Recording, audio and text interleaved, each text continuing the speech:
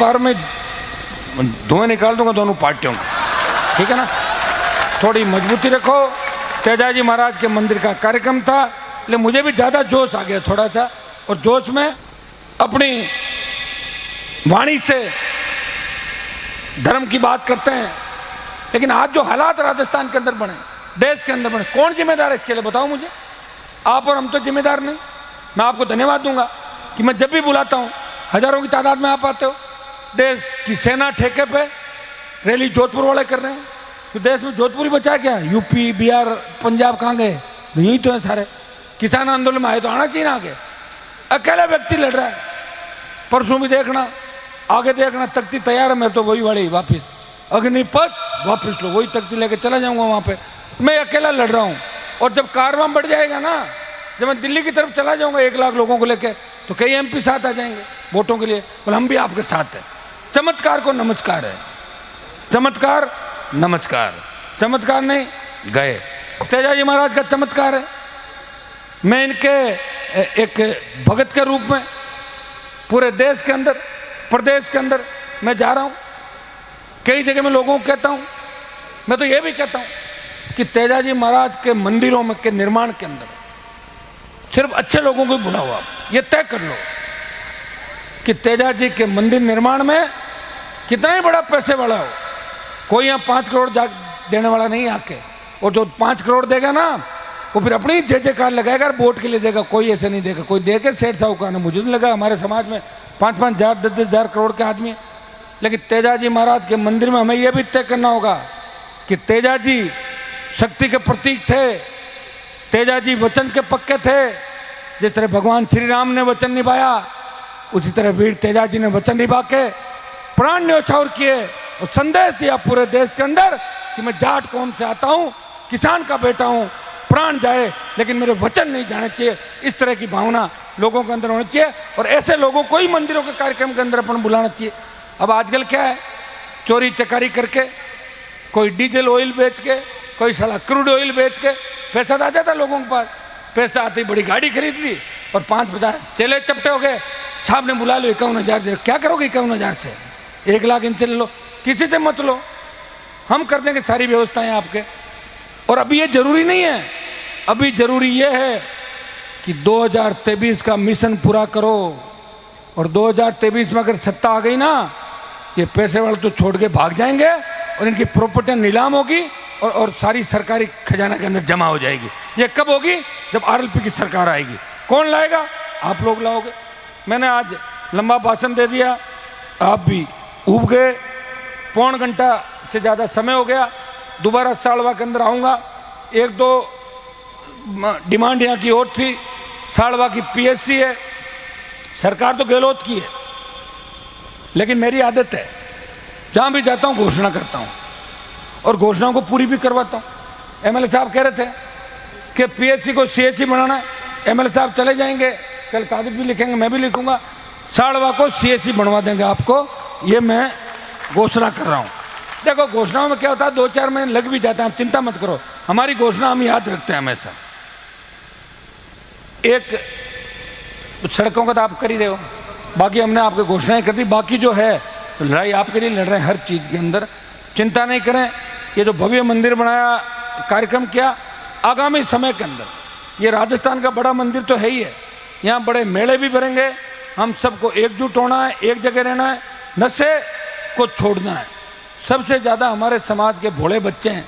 आप देखिए देश में जितने पंथ आए, धर्म आए, नई चीज आई, तो जाट समाज ने उसको स्वीकार किया और टूटते चले गए, अलग अलग बन गए। बने कि नहीं बने, जानते हो सारी बातें।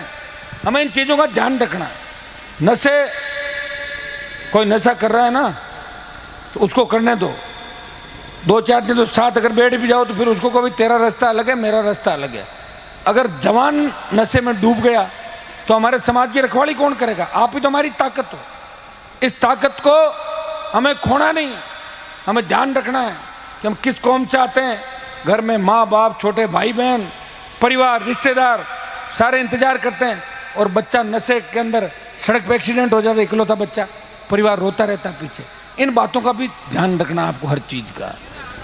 एक प्रण लेना है कि नशा हम नहीं करेंगे, किसान कौम समाज आगे बढ़े और राजनीतिक रूप से जब मजबूत होंगे तभी जाके आपको पूछेंगे। अगर राजनीति में मजबूत नहीं हुए, कोई नहीं पूछने वाला। कितने एमएलए बना लो, क्या करोगे एमएलए का? कांग्रेस में जो बैठे हैं गहलोत की जय बोलोगे, और 5-4 जो कांग्रेस छोड़ के भाग गए वो पायलट की जय बोल रहे हैं, कोई वसुंधरा की बोल रहा है तो कोई मोदी की बोल रहा है। क्या करोगे विधायकों को, बताओ मुझे। आपकी जय कौन बोल रहा है? आप किसके आने से, किसके नाम से कांग्रेस बीजेपी की मिर्ची लगती है, उसको आगे बढ़ाओ। वो कौन है उसका ध्यान रखो। और भोपालगढ़ के नौजवान पूरे जोधपुर के अंदर फैल जाओ, आज से प्रण लो कि हम शेड्यूल कास्ट के हमारे भाइयों का भी ध्यान रखेंगे, मेघवाल समाज का। छोटी मोटी बातें गांव में होती रहती है, बर्तन भी बचते हैं तो क्या होता है उसमें। दो आयन अपना इतिहास उठा के देख लो कि इतिहास के अंदर हमने हमेशा सेवा की। जागीरदारी प्रथा का ग्रंथ राजस्थान में किया, अगर जागीरदारों का खौफ मिटाया तो जाट कौम ने राजस्थान के अंदर मेघवाल भाई समेत तमाम हमारे ओबीसी के भाइयों को साथ लेके उनको जागीरदारों से मुक्त कराया। और पहला जो 52 का चुनाव था उसमें बूथ पे अंगुली पकड़ के उनको वोट देना सिखाया राजस्थान के अंदर। तब वो हमें प्यार करते थे, आज हमसे नाराज हैं।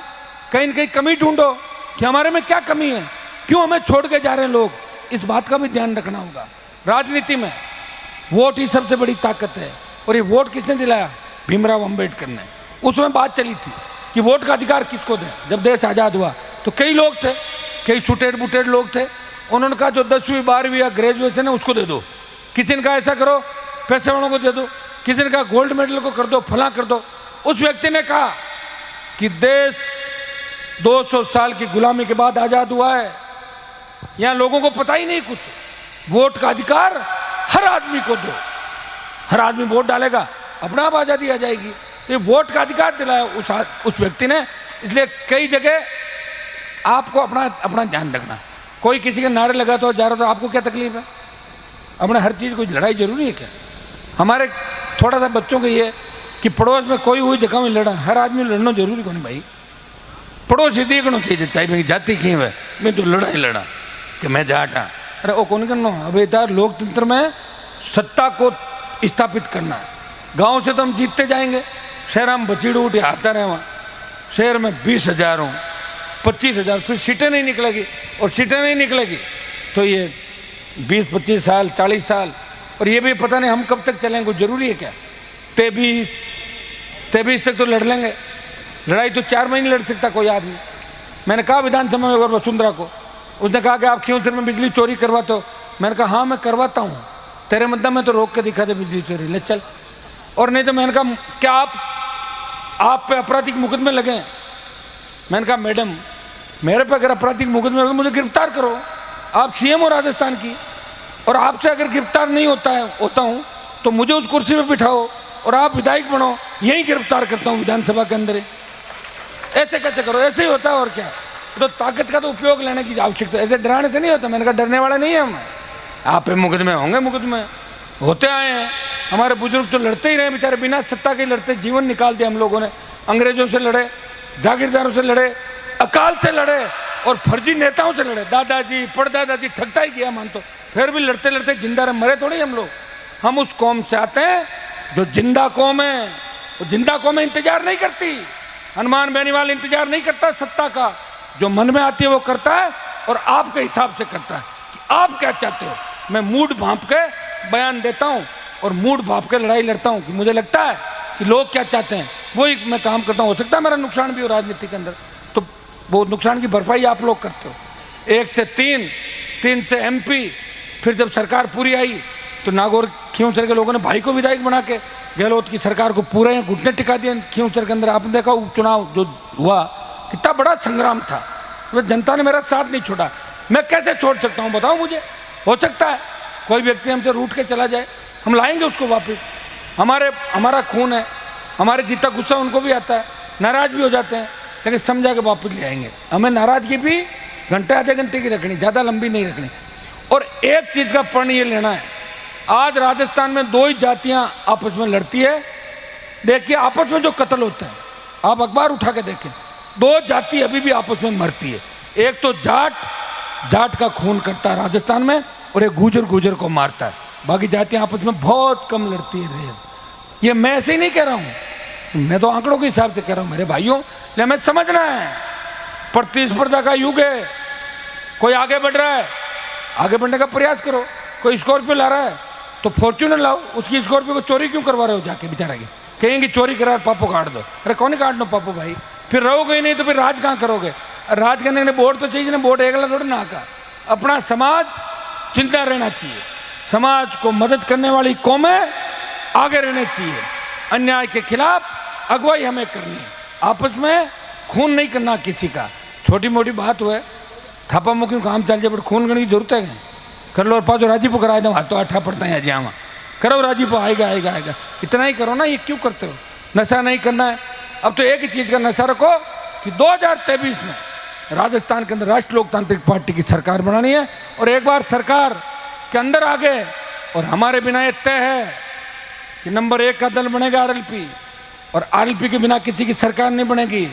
मोदी जी बेगा चक्कर काटे ना, डर गया मोदी जी कि वो काबू कोने हो, धारी कोने हो, कहीं आदमी चुनाव तो आएगा 8 महीने बाद में, तो हमारा डरू आ रहा है। कोई गहलोत का डरू कोने और मोदी जी, ये आरएलपी का डर है उनको। ये आरएलपी है जो उपचुनाव 6 में बचीड़ उठान दी बीजेपी को, पटक दी 6 जगह, और मारेंगे लोग। नए नौजवान हैं राजस्थान के अंदर, हमारे पास कोई संसाधन नहीं, पैसा नहीं, फिर भी हर गांव के अंदर 10 फॉलोअर जरूर मिलेंगे हर जाति में।